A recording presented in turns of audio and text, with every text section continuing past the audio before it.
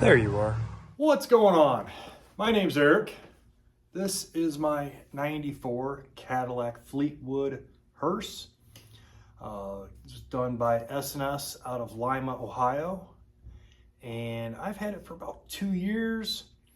Bought it, I knew it had problems. I knew it had a lot of rust. Didn't know how bad it was until I pulled it in the garage about a year ago. Originally came in to do some sheet metal repair, fix a couple rust spots, put airbags on it, and put it back out. Drive the piss out of it. A year later, it's still on the jack stands. But been through a lot in the past year. My son was born. I had a hernia, had some setbacks. So I thought, you know what? Why not start a channel on YouTube? Hopefully, maybe get a couple people interested in the project, help motivate me to get this thing on the road. So this video is just kind of an introduction to me, the car, and what I'm doing, kind of what the next steps are coming forward. Give you a little history on me. I'm a boat mechanic. I work on everything from jet skis all the way up to 80, 90 foot yachts. They're like floating condos. So I've got a fair bit of experience mechanically, but also wiring, 110, 220, 12 volt, 24 volt. You can run into all kinds of different wiring on boats, fiberglass work, carpentry, plumbing, you name it. We do it all at the marina I work at, which really helps, excuse me, translate to doing custom cars.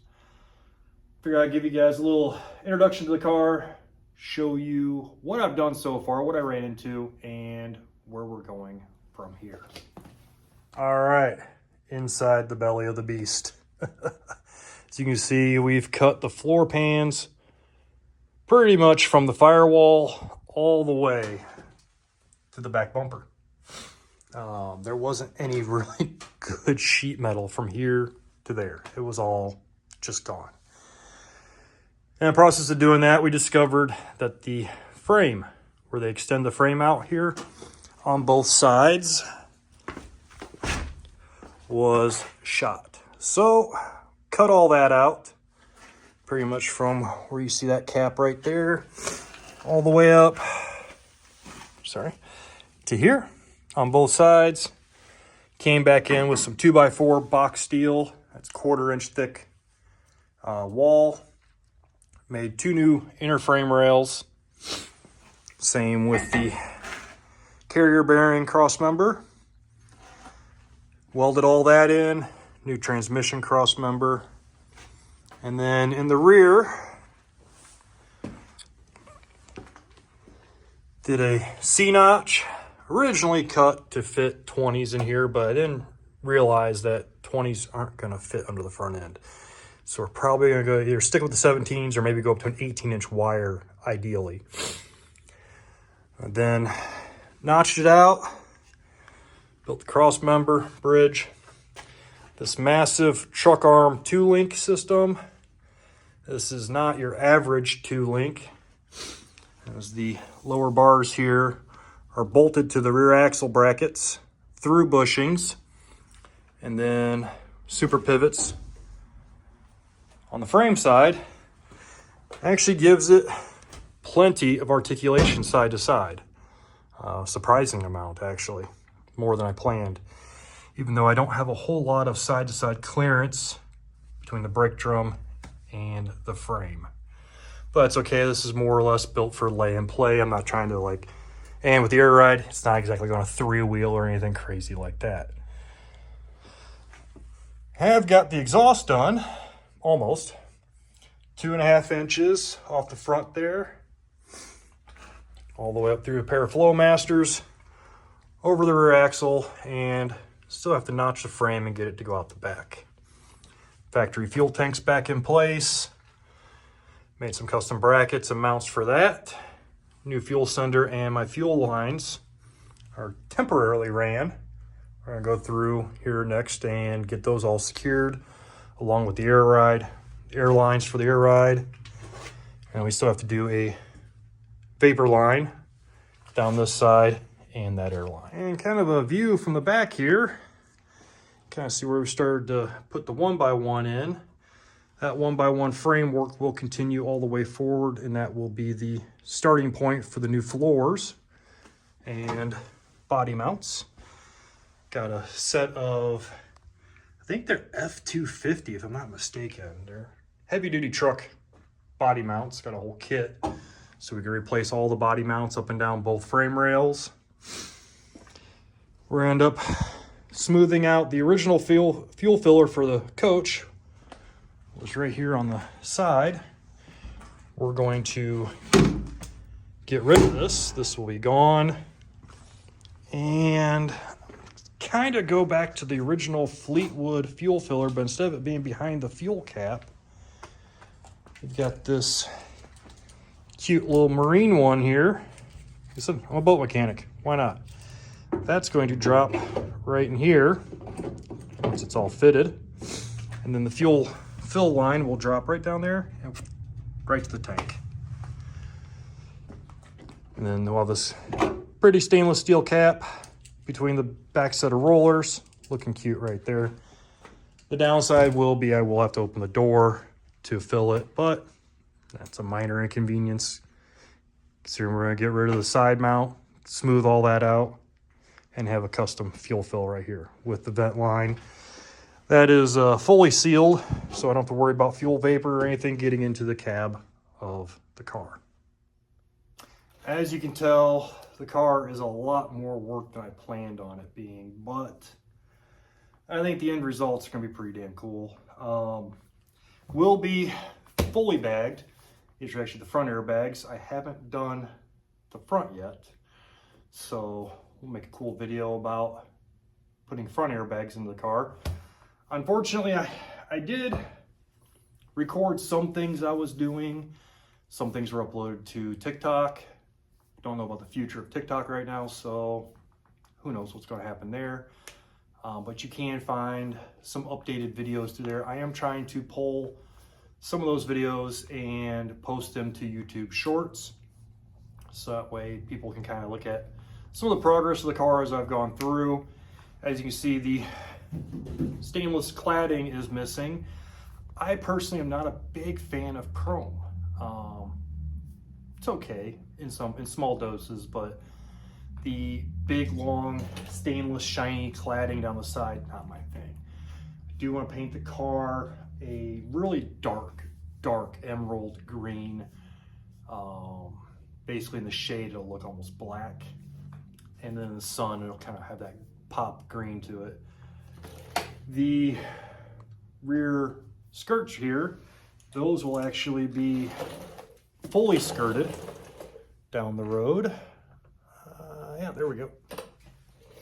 The plan for that is make new fiberglass skirts that I'll bolt in here and completely hide the rear tires. I like that smooth look, and I think it'll help make the car look even lower. Not that this car needs to get much lower when it's aired out, as it is, the body will touch the ground or be about that far away. Right about here is the furthest point from the frame to the body, and it's only about that far. So when this thing's aired out, it's going to look like it's laying completely on the pavement. Like I said, it was originally cut to fit 20s in the rear. The two issues I ran into was a 20-inch tall tire, or 20-inch tall rim with a tire. It just wasn't going to fit in the front. As you can see, there's not a whole lot of, from the wheel well opening to the top of the hood there, not a lot of room. So trying to tuck a 30-inch tall tire combination up in there just wasn't going to work. And I really want to have some sidewall on my tire so that way it rides nice. It's comfortable to be in. I want this thing to still ride close to what a Cadillac should ride. A couple people have asked me where I've gotten a lot of stuff from. AVS, been a big supplier for this build. They're not sponsored by any means. They don't know who I am. But Purchased a lot from them. Hoppos out of California. They've got some really cool stuff like my switch panel.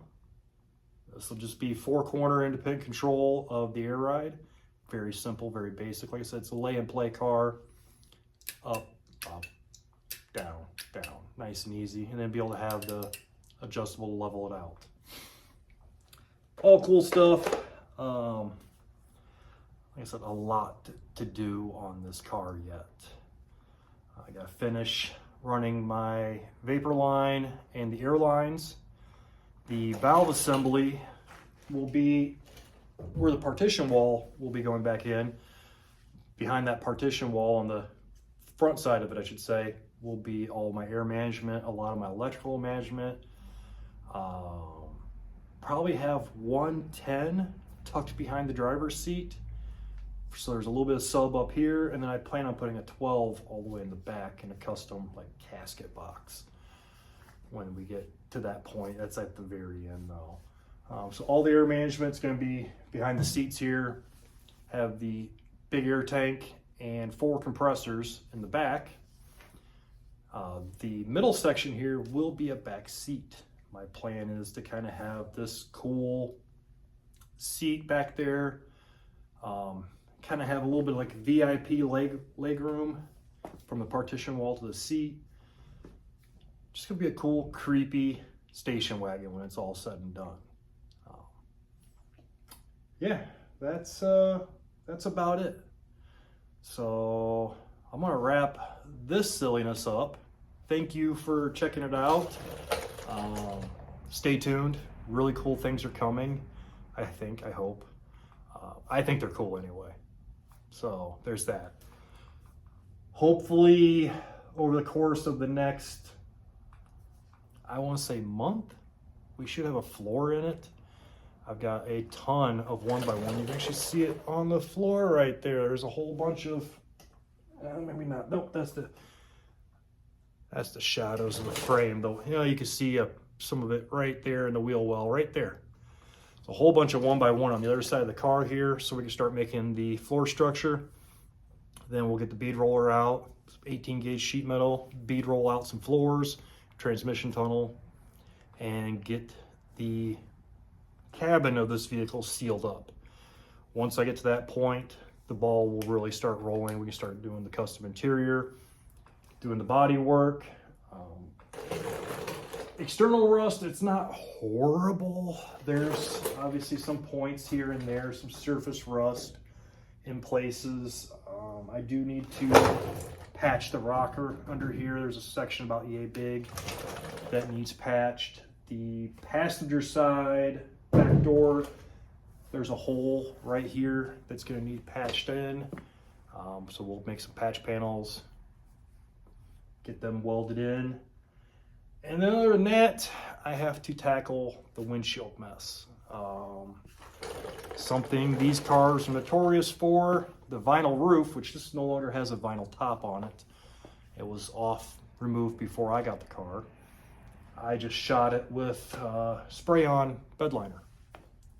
I don't know if I still have, nope, I'm out. Thought I had some. It was Rust-Oleum brand. It comes in a big giant turbo can, and it goes on pretty nice, goes on pretty smooth. And if the car was clean, it actually looks pretty damn nice. Probably gonna leave it too. But the vinyl, it starts to get rips and tears in it, and it will soak up water, and all that water will sit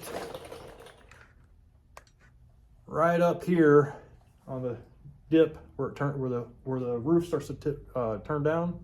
It just collects all that water right there, and it rusts the top of the windshield frame out. So that's a problem I have right now, is the entire top of this windshield frame is rusted out, and it's been backfilled with spray foam of all things. I went through and ran a couple bolts along the top there to keep the top from separating while it was going down the road. It didn't do it to me yet, but I feared it would, so I sandwiched the top back down and I was like, well, we'll figure it out from here. One of two options is either clean all the rust out best I can, get all the spray foam out of there, clean all the rust up, stabilize the rusted material that's there, It's like a rust converting primer, and then backfill all of that with fiberglass, build it up from the windshield up with fiberglass, and then smooth it all out, repaint the top, we're done. Option number 2, which I'm leaning on a little bit more, but I gotta find a good donor, is to find a B or D body, mid-90s B or D body GM car, and cut the roof out. End up cutting the pillar right about there, cut this pillar right about here, and then cut the roof off of it and get that section, and then cut out the offending area in the car, grafting the new pillar in, then have Safelite or somebody come by and pop a new windshield in it. That is the better way to do it.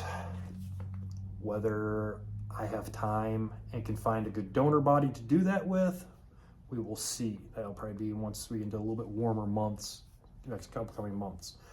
Right now, I'm concentrating on getting the fab work done and all the sheet metal work done, and we'll go from there. So I said, I appreciate you guys checking this out.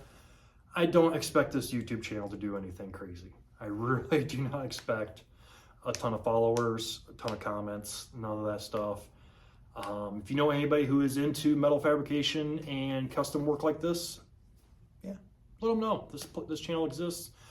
I hope to start uploading more and more often, showing off the car more and what I can do.